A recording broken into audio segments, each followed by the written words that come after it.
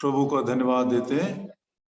आज फिर से एक बार हमें इस रीति से प्रार्थना के लिए प्रभु ने इकट्ठा किया है। गीत के द्वारा आश्वासन दिया है कि प्रार्थना सुनने वाला हमारा प्रभु है। क्या प्रार्थना करें? आइए हम प्रभु से ही प्रभु के वचन के द्वारा कुछ बातों को सुनना चाहते हैं, सीखना चाहते हैं, ताकि उसी वचन को, उसी संदेश को प्रार्थना में हम प्रभु से मांग लें, ताकि वो वचन हमारे जीवन में और हमारे जीवन में और जो झुंड प्रभु ने हमें दिया है उनके भी जीवन में प्रभु पूरा। आइए हम प्रार्थना करें। प्रभु प्रेमी स्वर्गीय पिता, धन्यवाद देते हैं प्रभु जी, गीतों के द्वारा संदेश का पहला भाग आपने हमको दिए हैं और हमको एक आश्वासन दिए हैं कि जिसके सानिध्य में हम बैठे हैं वो हमारा प्रभु प्रार्थनाओं को सुनता है और प्रार्थनाओं का उत्तर देता है। प्रभु जी, आपके चरणों के पास हम अपने हृदय की पुकार लेकर आए हैं। कई बार क्या प्रार्थना करना समझ में नहीं आता है, इसलिए पवित्र आत्मा स्वयं जो हमारे हृदय में निवास करता है, हमारे पक्ष में प्रभु की इच्छा के अनुसार प्रार्थना करता है, वही पवित्र आत्मा प्रभु यीशु मसीह के वचनों में से लेकर हमको स्मरण दिलाता है, समझाता है और उस वचन के द्वारा हमको कायल करता है। उस वचन की ज्योति में हमको आगे लिए चलता है। उसी वचन के द्वारा हमको अपने मिराज के लिए तैयार करता। ओ दयालु पिता, उसी आत्मा की वाणी को बहुत ही स्पष्ट, बहुत ही सरल भाषा में आप मुझको और हम सबों को सुनाइए। ये हमारी प्रार्थना है। विश्वास से आपके लहू के छिड़काव के नीचे हम आते हैं। विश्वास ही के द्वारा अंधकार की देखी अनदेखी सारी शक्तियों को आपके नाम से बांध देते हैं। बड़ी उम्मीद के साथ इस प्रार्थना और विनती को प्रभु यीशु मसीह के नाम में मांगते हैं। आमीन आमीन। जब भाई शरद भट्ट प्रभु के दास मुझे रिक्वेस्ट किए कि आज के लिए वचन की सेवा में लूं, तो मैं यशायाह नबी की किताब उसका 52 अध्याय पढ़ रहा था और उसी अध्याय पर मैं मनन भी कर रहा था। ये मेरे सैटरडे का पोर्शन है और संडे सुबह भाई का फोन मुझे आया। उसी वचन के द्वारा जो कुछ प्रभु ने मुझको प्रोत्साहन दिया है और मैंने कुछ बातों को सीखा है, वही सभी सहकर्मियों के साथ में बांट लेता हूं। यशायाह नबी की किताब और उसका 52 अध्याय पहला वचन, आइज़ाया 52 वर्स 1। हे सियोन, जाग जाग, अपना बल धारण कर। हे पवित्र नगर यरूशलेम, अपने शोभायमान वस्त्र पहन ले, क्योंकि तेरे बीच खतना रहित और अशुद्ध लोग फिर कभी प्रवेश ना करने पाएंगे। वो प्रभु के घराने से कह रहा है, अपना बल धारण कर, पुट ऑन योर स्ट्रेंथ। और दूसरा कहता, अपने शोभायमान वस्त्र पहन ले। अपना बल धारण कर, इसके पीछे प्रभु हमारे वर्तमान परिस्थिति की ओर संकेत कर रहा है। क्या है वो? परिस्थितियों के कारण, समयों के कारण तुम थोड़े से निर्बल हो गए हो। हाँ प्रभु जी, बिल्कुल सही बात है। कई बार मैं इस बात को प्रार्थना में और कहता रहता हूं, संगति के लिए मिल नहीं सक रहे, साथ मिलकर आराधना नहीं कर सक रहे हैं, प्रभु के मेज में भाग नहीं ले सक रहे हैं, सुसमाचार के कैंपेन्स के लिए जा नहीं सक रहे हैं। हर संडे को सुसमाचार के प्रचार के लिए जाते थे, वो लगभग बंद हो गया है पिछले करीब 1.5-2 सालों से। बच्चे संडे स्कूल के लिए नहीं आ सक रहे हैं, बहनों की सेवा नहीं हो रही है, कॉन्वोकेशंस बंद हो गए हैं, यूथ कैंप्स बंद हो गए हैं, VBS बंद हो गए। ऑनलाइन में तो जारी है, लेकिन जिस प्रकार के व्यक्तिगत रूप से आपस में मिलने के द्वारा, फिजिकल प्रेजेंस के द्वारा जो एक प्रकार का एक इनविजिबल स्ट्रेंथ हमको मिलता है, एक बल हमको मिलता है। आपको मालूम है परमेश्वर ने क्या कहा था मूसा से? मूसा, मैं तुझको एक बड़ा काम दिया हूं, लेकिन तू बहुत निराश हो गया है, तू अपने आप को देखता जा रहा है। मैं बोल नहीं सकता, मैं ये हूं, मैं वो हूं। ठीक है, हारून आ रहा है तुझसे मिलने के लिए, और हारून जब तुझको देखेगा उसका हृदय आनंदित हो जाएगा। प्रियो, दूर ऑनलाइन में बैठकर वचन सुन रहे, प्रार्थना कर रहे, आराधना कर रहे, ठीक है, प्रभु की एक छोटी सी दया हमारे ऊपर, ये भी नहीं होता तो नहीं मालूम हमारा क्या हालत होता। लेकिन उससे भी बढ़कर जब हम एक दूसरे के चेहरे को देखते हैं, एक अदृश्य सामर्थ, एक अदृश्य बल हमको मिलता है। आइए मैं वो वचन पढ़ना चाहता हूं आपके लिए, निर्गमन की किताब, और उसका मेरे ख्याल से 4 अध्याय है, निर्गमन की किताब और उसका 4 अध्याय और 14 वचन।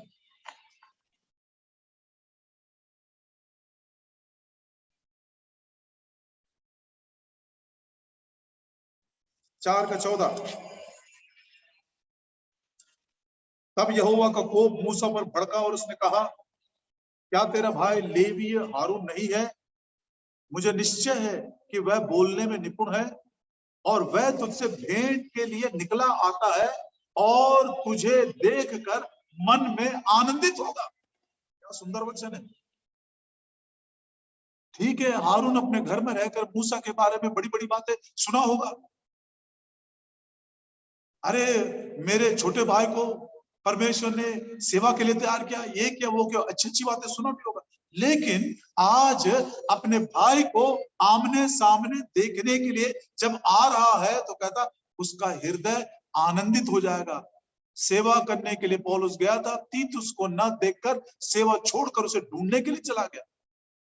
तो इस रीति से यदि हम सोचे प्रियो, आपस में ना मिलने के कारण कम से कम हर एक दूसरे महीने में हम सब सेवक लोग एक एक स्थान में मिलते थे, हाँ, साथ मिलकर संगति करते थे, प्रार्थना करते थे, वचन सुनते थे, भोजन करते थे, एक दूसरे के सुख दुख को बांटते थे, बहुत सारी बातें हम शेयर करते, बहुत सारी बातें नहीं। ये एक प्रकार से निर्बलता का समय है। दूसरा, महामारी है, बहुत सारे लोग बीमारी में से गए हैं, आर्थिक परिस्थितियां आ गई है, तंगी की हालत आ गई है, परेशानियां आ गई है, बहुत सारे दुख और तकलीफ में से जाना पड़ रहा। ऐसे हालात के बावजूद भी, ऐसे हालात के कारण ही एक निर्बलता हमारे अंदर दिखाई दे रही है, महसूस कर रहे हैं। चारों तरफ भय छाया हुआ है, ये दिन कब तक चलेंगे ये भी हमको नहीं मालूम। सबसे बड़ी दुख की बात यह है कि हमारे कलीसिया में एक ऐसा अगुवा नहीं है जो सारे ब्रांचेस को संभाल कर रखे और जो ऐसे समयों में हमको कोई प्रोत्साहन के वचन दे, कोई कोई सुधार का वचन दे, कोई मार्गदर्शन का वचन दे, वो भी नहीं हमारे बीच में। साम 74 और 9 में लिखा हुआ। क्या ये सचमुच में निर्बल करने वाला समय नहीं है? ऐसे समयों में प्रभु कह रहा है, हे सियोन जाग जा, निराश मत होना, अपने बल को धारण कर ले। हे यरूशलेम अपने शोभायमान वस्त्र को धारण कर ले। अब अशुद्धता को निकाल दूंगा, खतना रहित कोई तेरे पास नहीं आएगा। एक बहुत बड़ी प्रतिज्ञा है ये। मेरी दी हुई प्रतिज्ञाएं तेरे लिए पूरा करने के दिन आ गए हैं। पढ़िए यिर्मयाह की किताब और उसका 33 अध्याय और उसके 14 वचन में। यिर्मयाह की किताब और उसका 33 अध्याय 14 वचन। The book of Jeremiah chapter 33 and verse 14। क्या बोलते देखिए प्रभु, यहोवा की ये भी वाणी है, देख ऐसे दिन आने वाले हैं कि कल्याण का जो वचन मैंने इस्राएल और यहूदा के घरानों के विषय में कहा था उसे पूरा करूंगा। प्रभु कह रहा है यिर्मयाह 33 के 14 में, देखो इस्राएल और यहूदा के घरानों के साथ जो कल्याण और भलाई करने की प्रतिज्ञाएं मैंने दी थी, अब उनको पूरा करने का समय आ गया है। अब कल क्या होगा ये भी हमें नहीं मालूम, महामारी कब खत्म होगा ये भी हमें नहीं मालूम, लेकिन इस वचन के द्वारा प्रभु हमें एक आशा बंधा रहा है, तैयार हो जाओ, अब मेरे काम करने का समय आ गया है, प्रतिज्ञाओं को पूरा करने का समय आ गया है। हे सियोन अपने बल को धारण कर ले, तू तैयार हो जा। यदि प्रभु के काम करने का समय आ गया है और मैं यदि तैयार नहीं हूं तो शायद मेरे लिए बड़े दुख की बात होगी वो। और तैयारी कैसे करना है? प्रभु बोल रहा है तो अपने बल को धारण कर, be strong now, put on your strength. जैसे तू कपड़े पहनकर अच्छा दिखता है बाहर, वैसे ही तू अपने बल को धारण कर ले। शमशोन के जीवन को मैं अधिकांश समय जवानों के लिए इस्तेमाल करता हूं, लेकिन जब वो बल धारण करने की बात आए और उस पर मैं सोच रहा था, तो मैंने सोचा प्रभु जी, शमशोन एक न्यायाधीश भी है, एक जज है, और जज को पवित्र शास्त्र बाइबल में सेवियर भी कहा गया, उद्धारकर्ता भी कहा गया। तो एक प्रकार का वो न्यायाधीश है, एक प्रकार का अगुवा है, वो एक प्रकार का उद्धार करता है, और एक प्रकार का चरवाहा भी है अपने लोगों का। तो सेवकों के लिए, जिम्मेदार भाइयों के लिए भी सीखने की बहुत सारी बातें हैं। आइए शमशोन के जीवन से बल धारण करने के कुछ रहस्यों को हम सीखना चाहते हैं।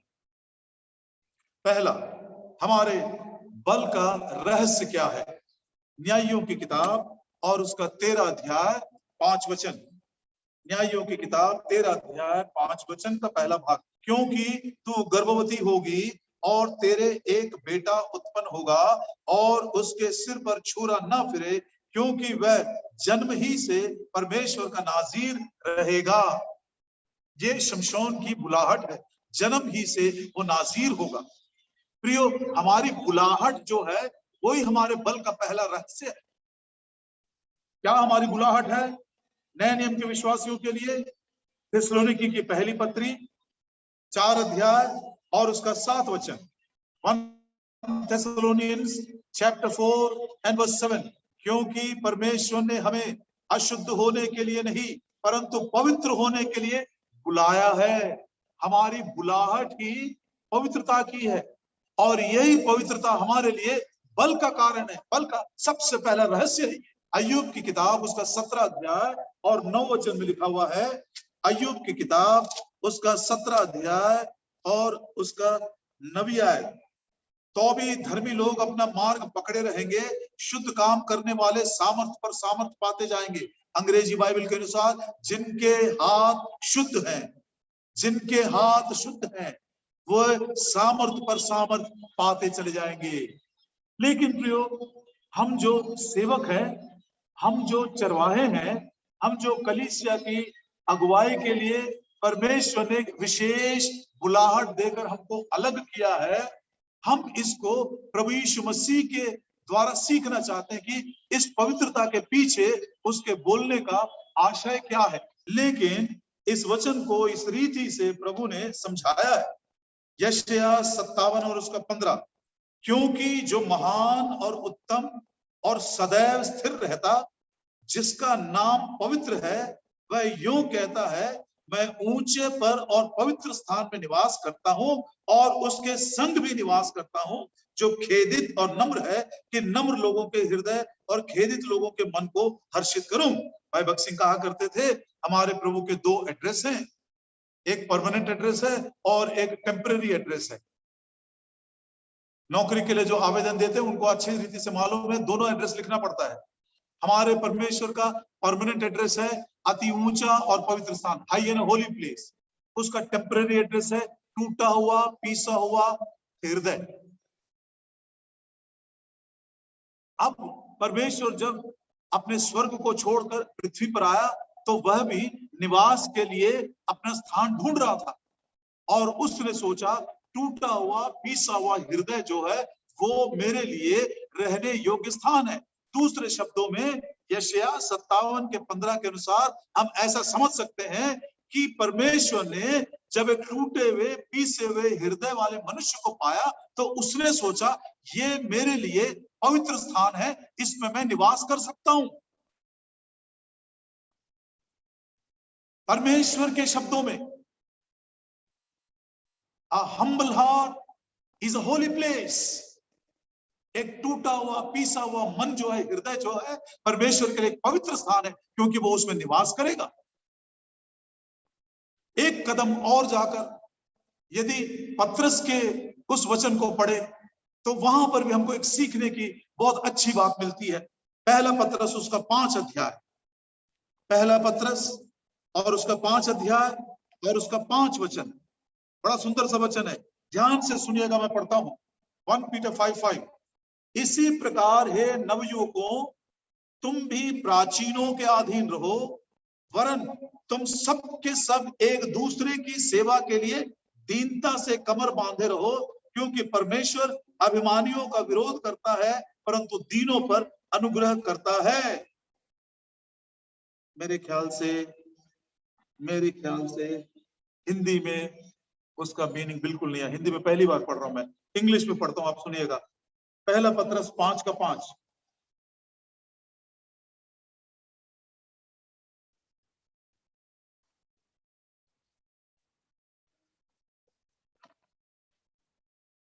Likewise, you younger, submit yourself unto the elder. Yea, all of you be subject one to another, and be clothed with humility, for God resisteth the proud, but giveth grace to the humble. शायद मैं miss कर गया हूं वो वचन को। वो वचन आप माफ करिएगा, मैं मिस कर गया हूं। कुलुस्सियों की पत्री 3 अध्याय और उसका 12 वचन, माफ करिएगा मैं मिस कर गया। कुलुस्सियों की पत्री 3 अध्याय और उसके 12 वचन को मैं पढ़ता हूं, ध्यान से सुनिएगा। इसलिए परमेश्वर के चुने हुओं के समान जो पवित्र और प्रिय है, मतलब पौलुस परमेश्वर के पवित्र लोगों को ये बात कर रहा है, इसलिए तुम जो परमेश्वर के पवित्र और प्रिय हो, बड़ी करुणा और भलाई और दीनता और नम्रता और सहनशीलता धारण कर लो। पवित्र लोगों से पौलुस कह रहा है कि तुम नम्रता को धारण कर लो। दूसरे शब्दों में, नम्रता धारण करते हैं तो हम पवित्र हो जाएंगे, ये आशय नहीं है। पौलुस के कहने के पीछे ये मतलब है, पवित्र लोगों से कह रहे हैं कि तुम नम्रता को धारण कर लो, परिधान कर लो। मैं सोचते सोचते इस बात का कायल हुआ, holiness is easier than humility. नम्रता से पवित्रता जीवन में हासिल करना आसान है। आज प्रियो, सचमुच में अपने बल को धारण करने के लिए एक टूटा हुआ पीसा हुआ मन, मतलब क्या उसका? यशाया 66 के 2 में लिखा है, आइज़ाया 66 के 2 में, द बुक ऑफ आइज़ाया 66 और उसकी दूसरी आयत, यशाया नबी की किताब 66 और उसका 2। यहोवा की ये वाणी है, ये सब वस्तुएं मेरे ही हाथ की बनाई हुई है, इसलिए ये सब मेरी ही है, परंतु मैं उसी की ओर दृष्टि करूंगा जो दीन और खेदित मन का हो और मेरे वचन सुनकर थरथराता हो। प्रभु ऐसे लोगों को ढूंढ रहा है, ऐसे लोगों को प्रभु ढूंढ रहा जो वचन को सुनकर थरथराते हैं, वचन को ज्योति में अपने हृदय को जांचते हैं। कभी घटी मिलता है तो वो पछतावा करते हैं, आंसू बहाते हैं, मान लेते हैं, छोड़ देते हैं। सो पहली बात, हमारी बुलाहट जो है वही हमारे बल का पहला रहस्य है, इसलिए अपनी बुलाहट को बिल्कुल पक्का कर लेना है। पवित्र होने के लिए बुलाए गए हैं, लेकिन प्रभु यीशु मसीह के द्वारा हमने सीखा, जब वो टूटा हुआ पीसा हुआ हृदय को ढूंढ लेता है तो प्रभु मन में सोचता, मुझको एक पवित्र स्थान मिल गया है, मैं इसमें निवास करूंगा, क्योंकि मैं यहोवा अति ऊंचे और पवित्र स्थान में निवास करता हूं। आइए बड़ी नम्रता के साथ हमारे प्रभु का इंतजार करें कि कौन सा वो काम है जिसको पूरा करने के दिन अब आ गए हैं। प्रभु अपनी प्रतिज्ञाओं को जरूर पूरा करेगा। दूसरा, उसी न्यायियों की किताब और उसका 13 अध्याय 5 वचन का दूसरा भाग, और इस्राएलियों को पलिश्तियों के हाथ से छुड़ाने में वही हाथ लगाएगा। मतलब पहले से ही परमेश्वर ने शिमशोन के लिए काम सौंप दिया है, मेरी प्रजा को उनके शत्रुओं से छुटकारा देना। ये काम शिमशोन को मिला था, लेकिन प्रियो, शमशोन इस काम को नहीं कर सका। शत्रुओं के हाथ से प्रभु के लोगों को छुटकारा देना, ये काम है। पहला शमूएल और उसका 17 अध्याय 34 और 35। शाऊल के सामने एक छोटा लड़का दाऊद ये गवाही अपने बारे में दे रहा है। वो कहता है पहले शमूएल के 17 अध्याय 34 और 35 में, दाऊद ने शाऊल से कहा, तेरा दास अपने पिता की भेड़ बकरियां चराता था, और जब कोई सिंह या भालू झुंड में से मेमना उठा ले जाता, तब मैं उसका पीछा करके उसे मारता और मेमने को उसके मुंह से छुड़ा लेता, और जब मैं मुझ पर हमला करता तब मैं उस पे केश को पकड़कर उसे मार डालता था। दाऊद भेड़ों को इस रीति से सिंह के मुंह से कैसे छुड़ा सका, कैसे उनका उद्धार कर सका, कैसे उनके प्राण को बचा सका? कारण क्या मालूम? आखिरी में वो कहता, जब वो सिंह मेरे ऊपर आता था मैं उसको फाड़ कर मार देता था। दाऊद यदि सिंह को मारने की शक्ति अपने आप में नहीं रखता है तो वो भेड़ों की भी रखवाली नहीं कर सकेगा। प्रभु ने स्पष्ट मुझसे कहा, प्रभु बोलता मेरे काम करने का समय आ गया है, अपनी प्रतिज्ञाओं को पूरा करने का समय आ गया है, लेकिन तू अपना बल धारण कर। क्या तेरे पास वो शक्ति है दाऊद के समान कि अपने प्राइवेट लाइफ में, अपने प्राइवेसी में और अपने एकाकी जीवन में उस सिंह के ऊपर तू विजय पा सकता है? यदि तू सिंह के ऊपर विजय नहीं पा सकता है तो ये भेड़ों को, ये मेरे शीप को कैसे तू बचाएगा? उनको तू छुटकारा कैसे देगा? तेरे प्राइवेट लाइफ में तू जैवंत जीवन नहीं बिता रहा है तो तू मेरे झुंड को कैसे संभाल कर रखेगा? शैतान तुझ पर हावी हो जाएगा। प्रभु यीशु मसीह को देखिए, अपने प्राइवेट लाइफ में और अपने पर्सनल लाइफ में, व्यक्तिगत जीवन में, वो जंगल में जब अकेला था, शैतान के ऊपर वो जय पाया, विरोध के ऊपर जय पाया, परीक्षाओं के ऊपर जय पाया, तब मात्र कलवरी के क्रूस के ऊपर सारे दुनिया का वो उद्धार कर सका। शैतान के सिर को कुचल दिया उसने क्रूस के ऊपर, शैतान उसके ऊपर हावी नहीं हो सका। तो ये बात है, शमशोन को प्रभु ने काम दिया था, मेरी प्रजा इस्राएल मिद्यानियों के गुलामी में है, मैं तुझको काम दे रहा हूं, उनके गुलामी से तू उनको छुटकारा देगा। 20 साल तक वो न्यायाधीश बना रहा। जैसे आरंभ में, उसके न्याय के आरंभ में इस्राएली लोग जैसे मिद्यानियों की गुलामी में थे, उसके मरने के बाद भी हम देखते वैसे ही गुलामी में छोड़कर उनको चला। दिल टूटता है सोचने से। कारण क्या? अपने प्राइवेट लाइफ में, अपने पर्सनल लाइफ में शमशोन एक हारा हुआ व्यक्ति है, डिफीटेड मैन है। शायद माता पिता को नहीं मालूम, लोथ को छू लिया नहीं मालूम है, मधु कहां से खा रहा किसी को नहीं मालूम है, किसकी गोद में सोया है किसी को नहीं मालूम। मैं जानता हूं, मेरा प्रभु जानता है, मेरे पर्सनल लाइफ में, मेरे प्राइवेट लाइफ में मैं जयवंत जीवन बिता रहा हूं या नहीं। अब यीशु मसीह को देखिए, लूका का 4 अध्याय उसके पहले वचन में, पवित्र आत्मा से परिपूर्ण होकर वो जंगल में चला गया। एक अकेले जब था और जब वो प्राइवेट में था, किसी की आंखें उस पर नहीं थी, उसने शत्रु शैतान के ऊपर जय पाया। लूका सुसमाचार के 4 और 14 में लिखा है, पवित्र आत्मा के सामर्थ्य से वो बाहर आया। पवित्र आत्मा की परिपूर्णता थी, उसी आत्मा के द्वारा प्रार्थना और संगति में उसने जय पाया, और 4 के 14 में पवित्र आत्मा के सामर्थ्य को पाकर वो बाहर आया। और प्रेरितों के काम उसका 10 अध्याय 36 वचन में पढ़ते हैं, वेरी वेरी इंपॉर्टेंट वर्स। प्रेरितों के काम उसका 10 अध्याय और 36 वचन में देखिए, उसी प्रभु यीशु मसीह के विषय में, हमारे प्रभु, हमारे उद्धारकर्ता के विषय में हम पढ़ते हैं, जो अपने, माफ करिएगा, 38 वचन 38, परमेश्वर ने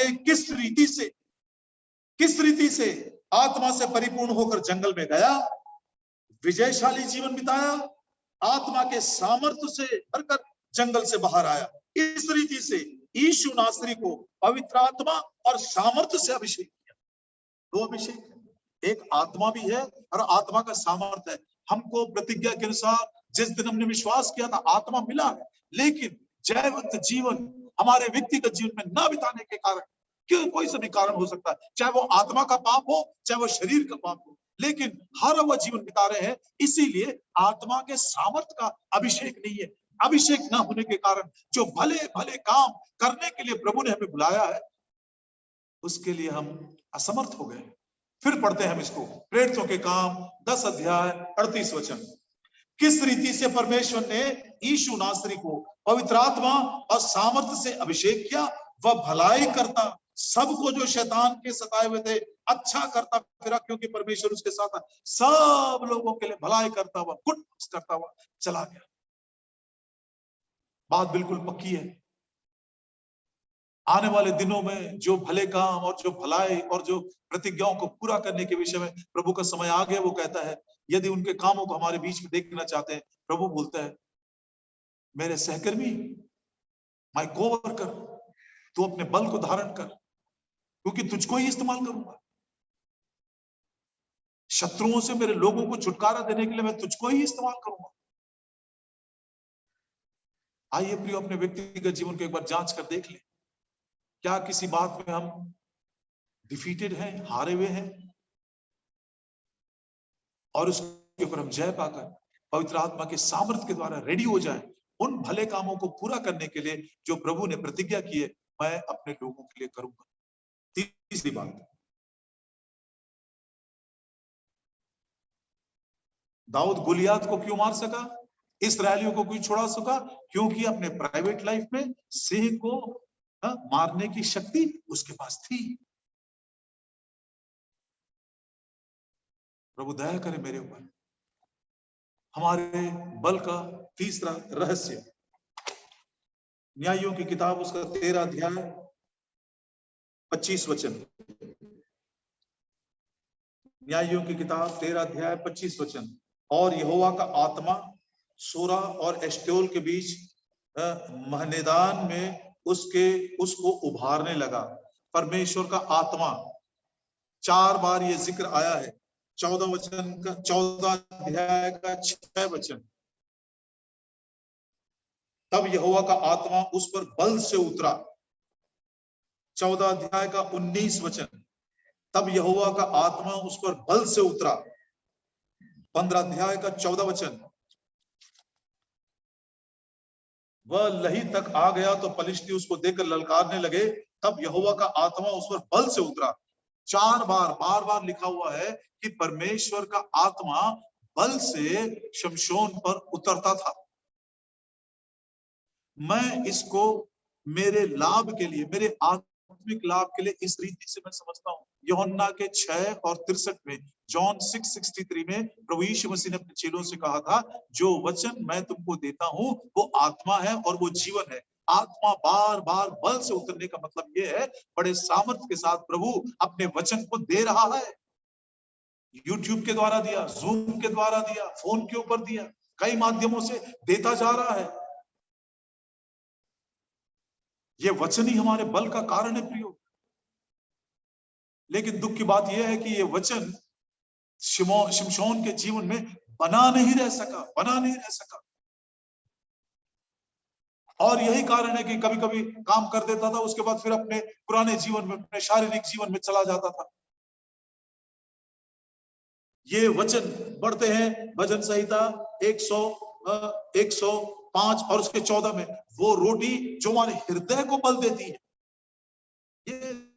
ये वचन हमारे लिए रोटी के समान है, ये वचन हमारे लिए जड़ अन्न के समान है। ये हमको ताकत और बल देता है। प्रभु ने खुद कहा, तुम्हारी शक्ति से नहीं, तुम्हारी भक्ति से नहीं, तुम्हारे अनुभव से नहीं, तुम्हारे ज्ञान से नहीं, तुम्हारे प्रचार करने से नहीं, मेरे आत्मा के द्वारा होगा। मैंने अपना वचन दिया है। मैं जब वचन देता हूं तो उसके उद्देश्य को मैं पूरा भी करता हूं।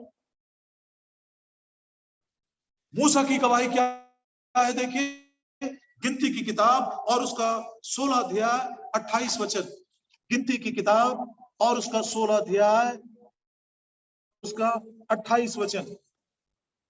The book of Numbers chapter 16 and verse 28. तब मूसा ने कहा, इससे तुम जान लोगे कि यहोवा ने मुझे भेजा है और यह सब काम करूं, क्योंकि मैंने अपनी इच्छा से कुछ नहीं किया, सब कुछ मैंने प्रभु के वचन के अनुसार काम किया। ये मूसा की गवाही है। एलिया की क्या गवाही है देखिए, पहला राजा और उसका 18 अध्याय, 1 Kings and chapter 18। इन दिनों में हमारे लिए बहुत बहुत बड़ी चुनौती, थोड़े दिन बाकी रह गए। आइए अब कम से कम एक भी काम अपने मन के अनुसार नहीं, जैसे आत्मा का सामर्थ प्रभु अपने वचनों के द्वारा, आज्ञाओं के द्वारा और अपने वचनों के द्वारा हमको देता, उसी वचन का पालन करते हुए कर सके। पहला राजा 18 अध्याय और उसके 36 वचन में पढ़ते 36। फिर भेंट चढ़ाने के समय एलिया नबी समीप आकर कहने लगा, हे अब्राहम, इसहाक और इस्राएल का परमेश्वर यहोवा, आज ये प्रकट कर कि इस्राएल में तू ही परमेश्वर है और मैं तेरा दास हूं, और मैंने ये सब काम तुझसे वचन पाकर किए हैं। ये हमारा बल है, तुझसे वचन पाकर मैंने किया है।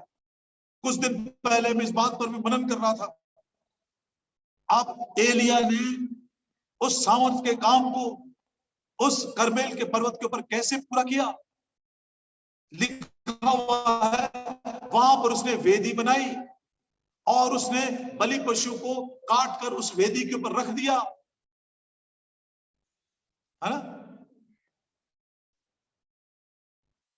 पहले की बात है उत्पत्ति की किताब में, जब इब्राहिम अपने बेटे इसहाक के साथ जा रहा था, तो इसहाक ने एक बहुत ही हृदय स्पर्श करने वाला, हृदय तोड़ने वाला एक प्रश्न पूछा, हे पिता, आग भी है और लकड़ी भी है, लेकिन बलि पशु कहां?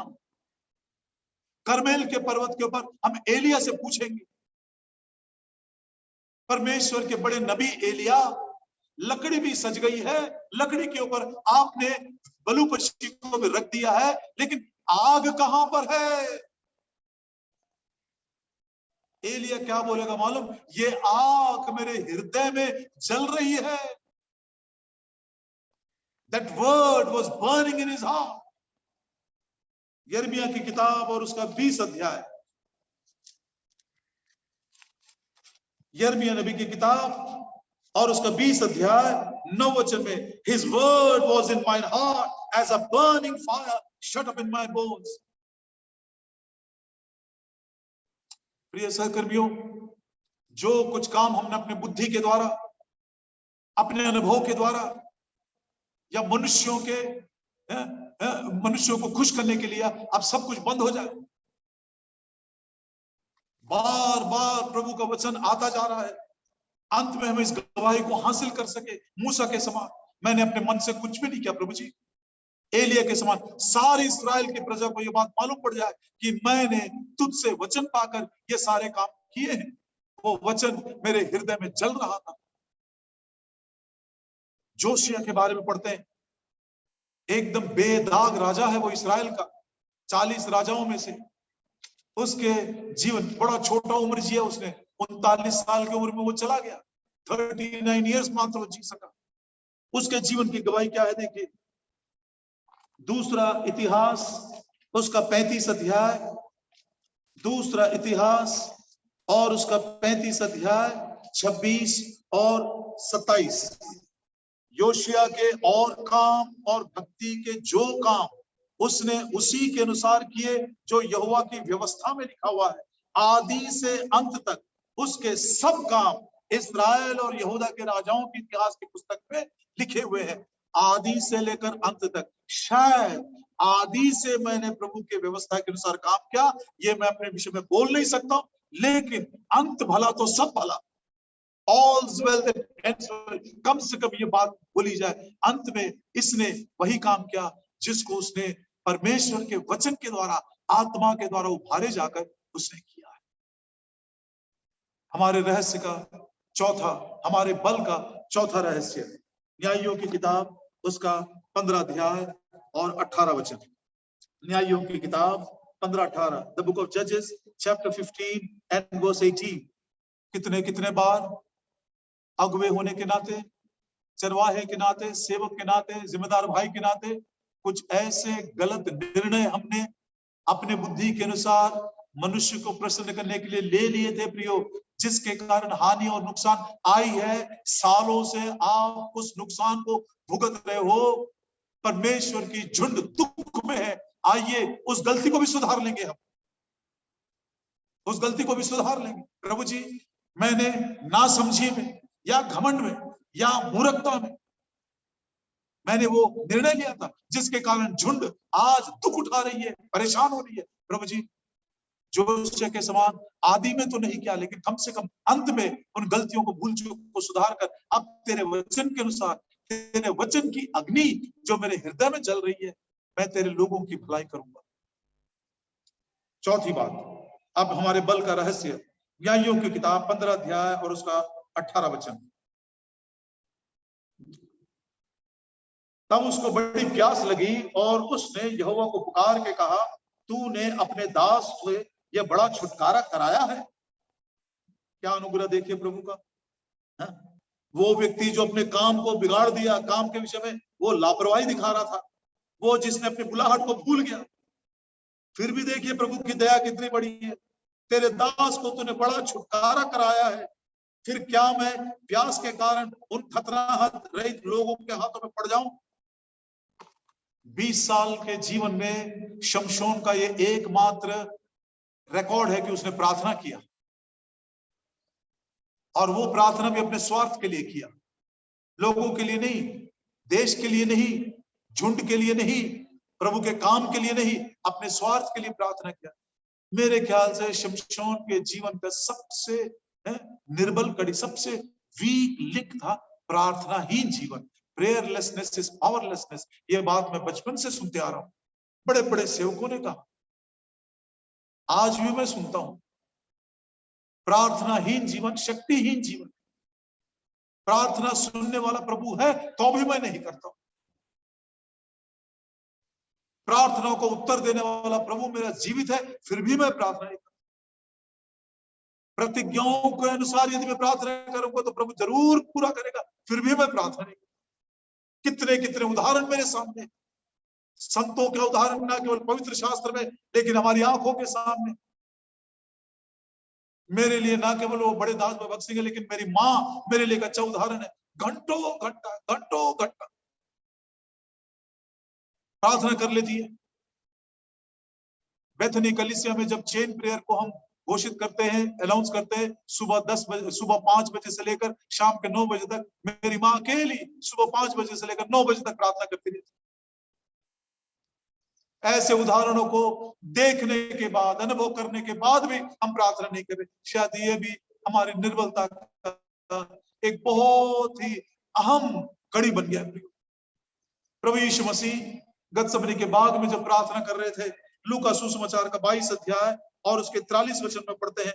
Looks gospel chapter 22 and verse 43। तब स्वर्ग से एक दूत उसको दिखाई दिया जो उसे सामर्थ्य देता था। आइए प्रियो, आज से हम पढ़ बांध लेंगे, प्रभु जी मैं प्रार्थना जरूर करूंगा। भाई जॉर्डन खान हमको बताते थे, गतसमनी के बाग में ही प्रभु यीशु मसीह ने चेलों से पूछा था, क्या तुम 1 घंटा भी मेरे साथ प्रार्थना नहीं कर सकते? तो भाई जॉर्डन खान कहते थे, व्यक्तिगत जीवन में जो कोई विश्वासी 1 घंटा प्रार्थना नहीं करता है, वो बैकस्लाइडर है, बैकस्लाइडर है। पश्चाताप करो तुम, ऐसा हमको बोलते थे। कठिन है 1 घंटा घड़ी लगाकर प्रार्थना करके देखिए। 1 घंटा बिना सोए, बिना ऊंघे अभ्यास नहीं कर सके, और इसलिए आज 15, 20, 25 मिनट की प्रार्थना के बाद आंखें बंद हो जाती है, विचार भटक जाते हैं। हमारी निर्बलता का ये अहम कारण है। प्रभु हमें सिखा रहा है, हे ये सियोन, अपना बल धारण कर, सोना मत, जाग जा, तू बहुत हो गया तेरा सोना, बहुत हो गया, जाग जा। दिन में घड़ी लगाकर 1 घंटा प्रार्थना कर। जस्ट आपको प्रोत्साहन देने के लिए मैं शुरू कर दिया हूं बहुत दिनों से। प्रभु दया करे हमारे ऊपर। इस्राएल और यहूदा के विषय में जो प्रतिज्ञाएं मैंने उनकी भलाई के लिए दिया था, उसको पूरा करने का समय आ गया है। इसलिए हे सिय्योन जाग जा, मत सोना, किसी भी कारण से मत सोना, बल को धारण करे, तू प्रार्थना कर, मैं तेरे साथ हूं। मैं इस्राएल का परमेश्वर यहोवा सोता भी नहीं हूं, ऊँघता भी नहीं हूं। रात को जाग जा, मैं तेरे साथ रहूंगा। दोपहर को घुटना टेक, मैं तेरे साथ रहूंगा। कोई रहे या ना रहे, मैं तेरे साथ, मेरे साथ तू जागता हुआ प्रार्थना करता है। पांचवी बात, न्यायियों की किताब उसका 16 अध्याय 17 वचन, न्यायियों की किताब 16 अध्याय 17 वचन। तब उसने अपने मन का सारा भेद खोलकर उसे कहा, मेरे सिर पर छुरा कभी नहीं फिरा, क्योंकि मैं मां के पेट से ही परमेश्वर का नाजीर हूं। यदि मैं मुंडा जाऊं तो मेरा बल इतना घट जाएगा कि मैं साधारण मनुष्य के समान हो जाऊंगा। ये पांचवा रहस्य हमारे बल का क्या है? वो हमारा भीतरी मनुष्यत्व, हमारा भीतरी मनुष्यत्व, बाहरी मनुष्यत्व। इसके विषय में पौलुस अपने अनुभव से एक बहुत ही अच्छे वचन को कहता है, जो मैंने इस संदर्भ में समझ सका। दूसरा करंथी 4 अध्याय और उसका 16 वचन, दूसरा करंथी 4 का 16। इसलिए हम हियाव नहीं छोड़ते, यद्यपि हमारा बाहरी मनुष्यत्व मतलब हमारा देह नष्ट होता जाता है, तो भी हमारा भीतरी मनुष्यत्व मतलब हमारा प्राण दिन प्रतिदिन नया होता जाता है। अब ध्यान से सुनिएगा, पौलुस कहता है मेरे जीवन का अनुभव है, मैंने बहुत दुख उठाया। उसके दुखों को पढ़ने से प्रिय हमको शर्म भी लगता है। प्रभु जी, क्या शरीर में कोई मनुष्य इतना दुख उठा सकता है? प्रभु ने उठाया, वो अलग बात है, क्योंकि वो परमेश्वर खुद था। He was God fully, he was man fully, इसलिए वो कलवरी के क्रूस के दुख को उठा सका। लेकिन पौलुस आपके और मेरे जैसा साधारण सा मनुष्य, वो कितने कितने वेद खाया, कितने बार जेल गया, कितने बार घोड़े मारे, कितने बार भूख में नंगाई में वो चलता गया। उसकी आंखों की रोशनी दिखती नहीं थी और उसका शरीर धीरे धीरे निर्बल दुर्बल होता चला गया। लेकिन पौलुस बोलता, निराश मत होना, मेरे बाहरी मनुष्यत्व को देखकर तुम धोखा भी मत खाना। क्यों? मैं बाहर से जितना क्षीण होता जा रहा हूं, मेरा शरीर जितना दुखी है, उतना ज्यादा मेरा भीतरी मनुष्यत्व नया नया बल प्राप्त करता हुआ जा रहा। कहने का मतलब है प्रियो, मेरे भीतरी मनुष्यत्व को बलवान होने के लिए, मेरे भीतरी मनुष्यत्व को मजबूत होने के लिए मेरे शरीर की आवश्यकता नहीं है। My soul does not need the help of my body to keep me strong. जिस दिन ये शरीर मेरा मर जाएगा, जिस दिन ये शरीर मिट्टी में मिल जाएगा, उसके बाद भी मेरा प्राण जीवित रहेगा, मेरा प्राण मरेगा नहीं। मैंने इस बात को समझा कि मेरे प्राण को जिंदा रखने के लिए, मेरे प्राण को मजबूत करने के लिए मेरे शरीर की आवश्यकता नहीं है। चाहे मैं गरीबी में से जाऊं, चाहे मैं निर्बलताओं में से जाऊं, चाहे मैं शरीर के भाव से मैं सिकनेस में से जाऊं, चाहे किसी सफरिंग्स में से भी जाऊं, इसके विषय में मुझको ज्यादा चिंता करने की आवश्यकता नहीं है। किसी को बताने की भी आवश्यकता नहीं है, किसी को हिंट देने की भी आवश्यकता नहीं है। पतरस उसी आत्मा में एक और वचन कहता है, पहला पतरस 4 अध्याय और उसका पहला वचन, पहला पतरस 4 अध्याय पहला वचन। इसलिए जबकि मसीह ने शरीर में होकर दुख उठाया, शरीर में दुख उठाया, मन की वेदना तो बात की बात, शरीर में दुख उठाया, तुम भी उसी मनसा को हथियार के समान धारण कर लो, बलवान हो जाओ, क्योंकि जिसने शरीर में दुख उठाया वो पाप से छूट गया। शरीर में क्षीण हो रहा है, आत्मा पवित्र हो रहा है, शरीर दुर्बल हो रहा है, आत्मा मजबूत हो रहा है। कितना सुंदर है। शिमशोन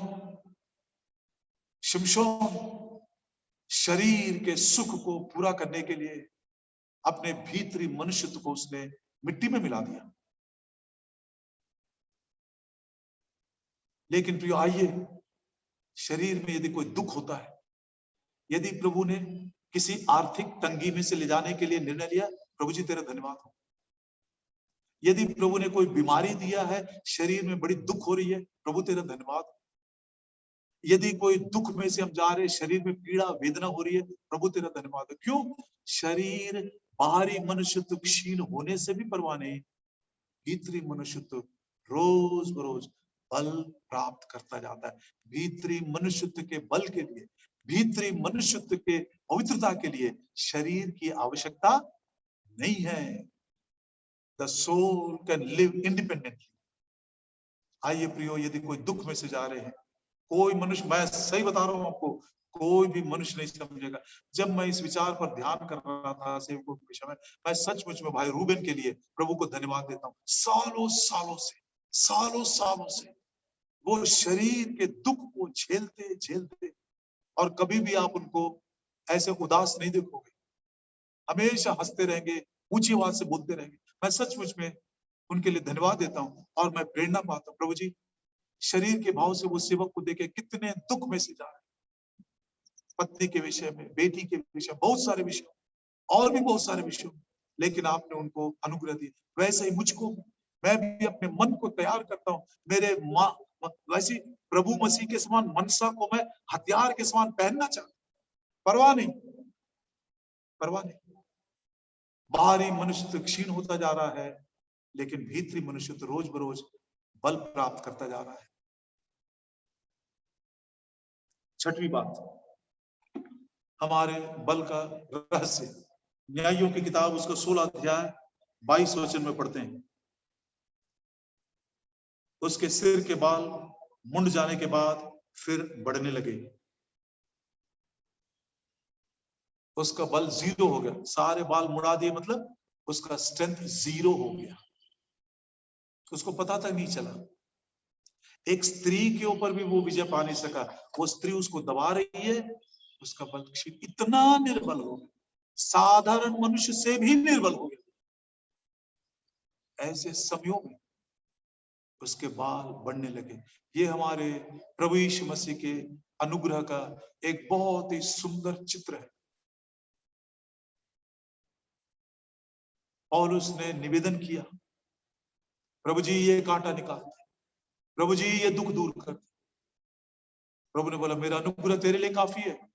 मैं इसलिए खुश होता हूं क्योंकि मेरी निर्बलता में उसके सामर्थ को मैं पाता हूं। ये अनुग्रह का मतलब है, ये प्रभु का सामर्थ है, जो हमारे सारे निर्बल, जो कुछ नुकसान हमने उठाए, मैं बार बार कहता हूं, घमंड के कारण नुकसान उठाए हैं, मूर्खता के कारण नुकसान उठाए हैं, दिल की कठोरता के कारण नुकसान उठाए हैं, ना समझी के कारण हमने नुकसान उठाए हैं, और हमारा बल 0 हो गया है। परवाह नहीं, हमारे बल का रहस्य है प्रभु यीशु मसीह का अनुग्रह।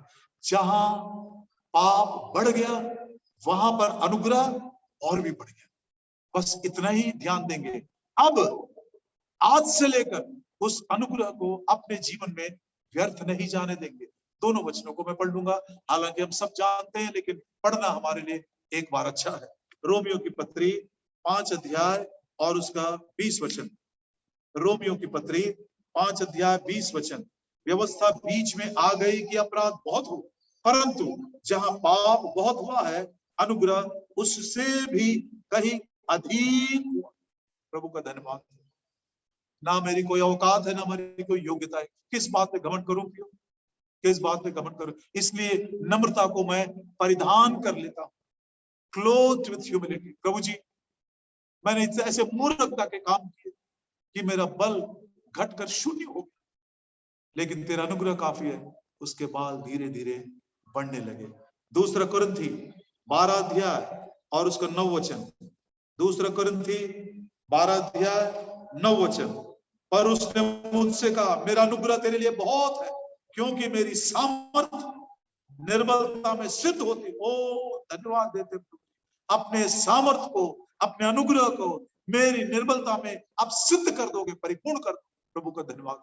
आखिरी हमारे बल का आखिरी रहस्य इसी न्यायियों की किताब उसका 16 अध्याय।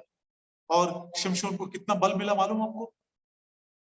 जो अपने जीवन काल में वो महसूस नहीं किया, जो अपने जीवन काल में जिस सामर्थ्य के काम वो नहीं कर सका, 16 के 30 में पढ़ते हैं, वैसा काम उसने मृत्यु के समय किया।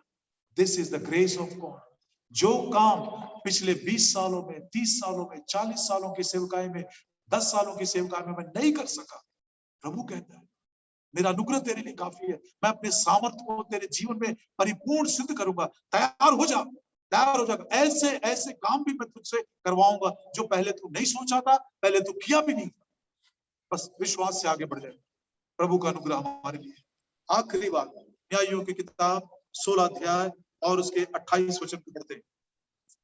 तब शिमशोन ने यह कहकर यहोवा की दुहाई दी, हे प्रभु यहोवा मेरी सुधि ले, हे परमेश्वर अब की एक बार मुझे बल दे कि मैं पलिश्तियों से दोनों आंखों का एक ही पलटा लूं। इसको हम रिपेंटेंस कहते हैं, रिपेंटेंस। आपको मालूम है प्रियो, पश्चाताप भी हमारे बल का एक अद्भुत रहस्य है। शिमशोन ने पश्चाताप किया, मान लिया प्रभु जी मैं अंधा हो गया हूं, प्रभु जी मैं गुलाम हो गया हूं, मेरी प्रजा के लोगों को शत्रुओं से रिहाई देने के बजाय, उनको छुटकारा देने के बजाय शर्म की बात है, निंदा की बात है, प्रभु जी मैं खुद उन्हीं शत्रुओं का गुलाम बन गया।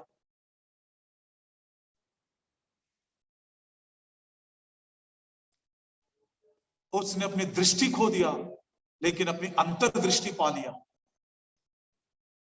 He lost his sight, but he gained his insight. आइए प्रियो, कौन सी वो बात है जिसके विषय में प्रभु हमको कायल कर रहा है? क्या नम्रता के विषय में, वचन के विषय में, प्रार्थना के विषय में, भीतरी मनुष्यत्व के विषय में, काम के विषय में, व्यक्तिगत जीवन में जयवंत जीवन बिताने के विषय में? कौन से विषय में प्रभु हमसे बातें कर रहा है जिसके कारण आज मैं निर्बल हो गया हूं? इसको जस्ट रिपीट करके हम बंद कर देंगे।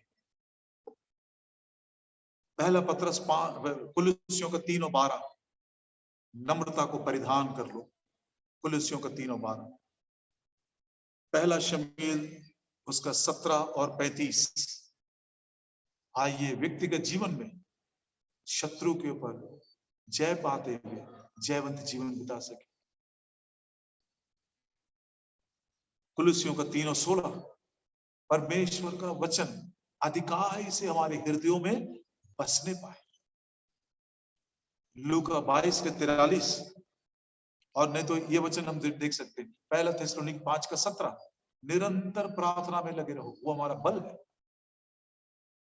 पहला पत्रस 4:1, शरीर में दुख उठाने के लिए अपने मन की कमर को कस लो। दूसरा तिमोथी 2:1, हे मेरे पुत्र प्रभु यीशु मसीह के अनुग्रह में बलवान हो जा। जिस किसी बात में प्रभु ने हमें कायल किया है उसके विषय में हम पछतावा कर लेंगे।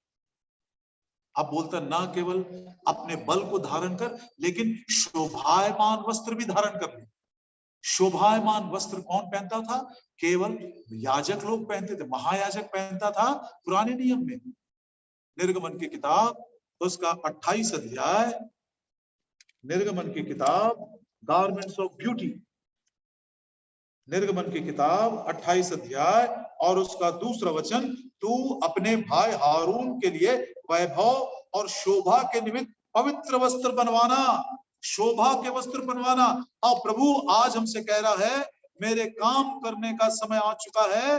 मेरे प्रिय सहकर्मियों, तुम ना केवल अपने बल को धारण करो, लेकिन अपने शोभायमान वस्त्र को भी धारण करो। हे सियोन, जाग जाग, अपना बल धारण कर। हे पवित्र नगर यरूशलेम, अपने शोभायमान वस्त्र धारण कर ले याजक के समान। और याजक जब अपने शोभायमान वस्त्र को धारण करता है तो सबसे पहले क्या करता है? अपने लिए बलि चढ़ाता है और फिर दूसरों के लिए, झुंड के लिए, प्रभु के लोगों के लिए, प्रभु की प्रजा के लिए बलि चढ़ाता है। पहले वो पश्चाताप अपने लिए करता है और उसके बाद पश्चाताप दूसरों के लिए करता है। आइए उस बात को भी हम पढ़ ले। ये महायाजक के शोभायमान वस्त्र है। इब्रानियों की पत्री उसका 5 अध्याय 1, 2 और 3। इब्रानियों की पत्री 5 अध्याय 1, 2 और 3। क्योंकि हरेक महायाजक मनुष्यों में से लिया जाता है और मनुष्यों ही के लिए उन बातों के विषय में जो परमेश्वर से संबंध रखती है ठहराया जाता है, कि भेंट और पाप बलि चढ़ाया करो। ठीक बात है, वह अज्ञानों और भूले भटकों के साथ नरमी से व्यवहार कर सकता है, इसलिए कि वो आप भी निर्बलता से घिरा है। सचमुच में आप निर्बल हो गए, वीक में है। अब तीसरे वचन में, इसीलिए उसे चाहिए कि जैसे लोगों के लिए वैसे ही अपने लिए भी पाप बलि चढ़ाया करे। पहले पश्चाताप हम अपने लिए करेंगे और उसके बाद प्रभु के लोगों के लिए पश्चाताप करते हुए उनके लिए भी प्रार्थना करेंगे। शोभायमान वस्त्र डालकर परमेश्वर और प्रजा के बीच में हम खड़े होकर आज मध्यस्थी करेंगे। यकीन मानिए, परमेश्वर की दी हुई प्रतिज्ञाओं के अनुसार उसके लोगों के लिए भलाई करने का समय आ गया है। मरकुस मत्ती सुसमाचार 4 अध्याय 17 वचन से लेकर प्रकाशित वाक्य के 3 अध्याय 19 वचन, लास्ट प्रभु यीशु मसीह के शब्दों में पहला वचन, मन फिराओ, repent, Matthew 4:17, last time Revelation 3:19, repent, क्योंकि मैं तुमसे प्रेम करता हूं, मैं तुम्हारे लिए जलन रखता हूं, वापस आ जाओ मेरे पास, छोड़ दो पुरानी बातें, अपनी निर्बलता को उतार के फेंक दो, बल को धारण कर। प्रभु मुझ पर और सबों के ऊपर दया कर।